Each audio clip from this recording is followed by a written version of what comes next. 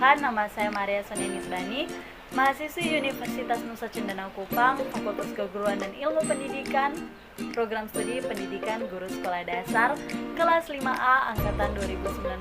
Di video kali ini, saya akan membuat praktikum mengenai materi dan perubahannya.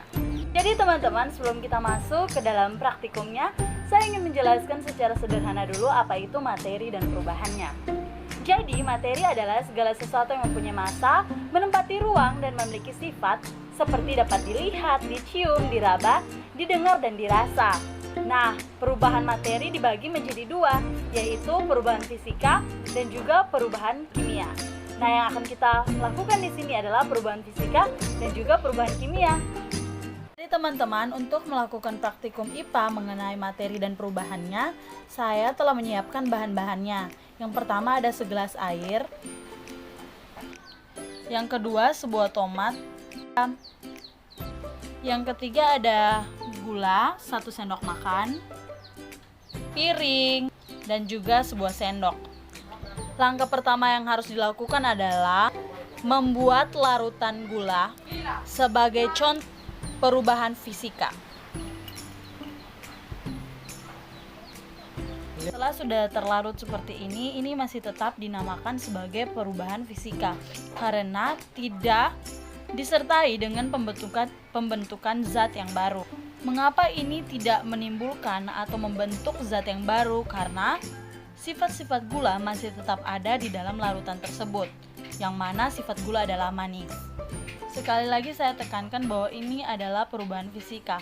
Walaupun bentuknya sudah dari padat menjadi cair, namun karena sifatnya tidak berubah atau tidak menimbulkan zat yang baru, maka ini masih dikategorikan sebagai perubahan fisika. Yang kedua, saya memiliki sebuah tomat. Nah, tomat di sini akan saya belah menjadi 2 dan saya simpan pada suhu ruangan selama 3 hari. Nah, sudah kita belah seperti ini, tinggal kita menunggu sampai 3 hari. Dan kita lihat perubahannya. Buah tomat segar yang telah disimpan dalam suhu ruangan dalam jangka waktu tertentu. Nah, dia telah mengalami pembusukan. Nah, dari aromanya saja sudah berbeda dengan tomat yang segar. Nah, mengapa tomat busuk ini atau percobaan pembusukan tomat dari tomat segar sampai menjadi tomat yang busuk ini masuk ke dalam kategori perubahan kimia? Karena ketika tomat yang segar sudah menjadi busuk seperti ini tidak dapat lagi dikembalikan menjadi tomat segar dan dia sudah memiliki zat-zat yang baru atau zat-zat yang berbeda. Nah, setelah menonton video praktikum yang saya lakukan, pasti teman-teman bertanya, apa itu perubahan fisika, apa itu perubahan kimia?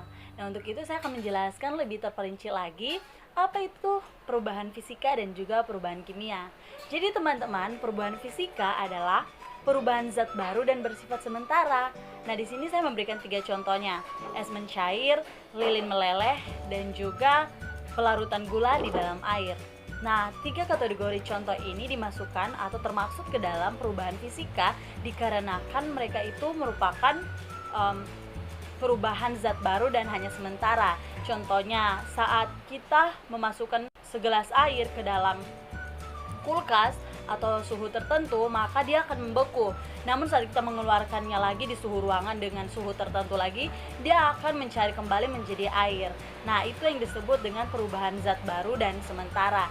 Yang kedua adalah lilin. Saat kita membakar sebuah lilin dan melelehkannya di sebuah tempat atau wadah dan dibiarkan beberapa menit, maka dia akan padat kembali, akan menjadi seperti lilin kembali. Sama juga halnya dengan pelarutan gula di dalam air. Ketika kita melarutkan gula di dalam air, zatnya masih tetap sama, yaitu dia masih mengandung rasa manis dari gula tersebut, dan air pun tidak berubah. Dengan bahasa yang lebih sederhananya, yaitu zat hasil perubahan fisika dapat dikembalikan kepada bentuk semula. Dan yang kedua, sifat zat yang dimiliki sebelum dan sesudah perubahannya tetap sama. Nah, yang kedua adalah perubahan kimia. Perubahan kimia adalah suatu perubahan materi yang menghasilkan jenis dan sifat berbeda dari zat kimia ataupun reaksinya. Nah, perubahan tersebut tidak dapat kembali seperti awalnya lagi. Jadi perubahan kimia itu bertolak belakang atau berbanding terbalik dengan perubahan fisika. Nah, mengapa zat baru? Karena zat baru memiliki struktur molekul yang berbeda dengan sebelumnya. Ada penyusunan ulang atom dari suatu zat dan muncul perubahan sifat kimia dan komposisinya. Nah, sifat-sifat kimia itu seperti keterbakaran, membusuk, kereaktifan atau berkarat, lalu mudah meledak dan beracun. Yang kita gunakan tadi di dalam praktek kita itu adalah yang membusuk, sifat kimia yang membusuk. Nah, teman-teman sekalian, apa sih penyebab dari pembusukan tomat?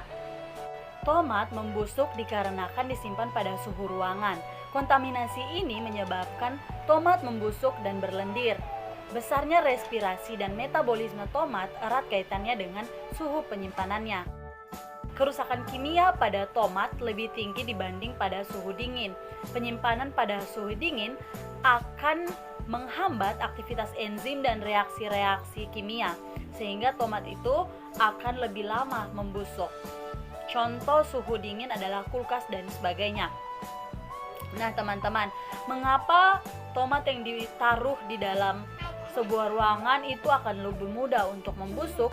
Dikarenakan reaksi oksidasi pada tomat memicu terjadinya pembusukan tersebut. Nah, pembusukan dari tomat ini dikategorikan ke dalam perubahan kimia karena dia akan memunculkan zat-zat baru yang tidak bisa dikembalikan seperti awal tomat tersebut.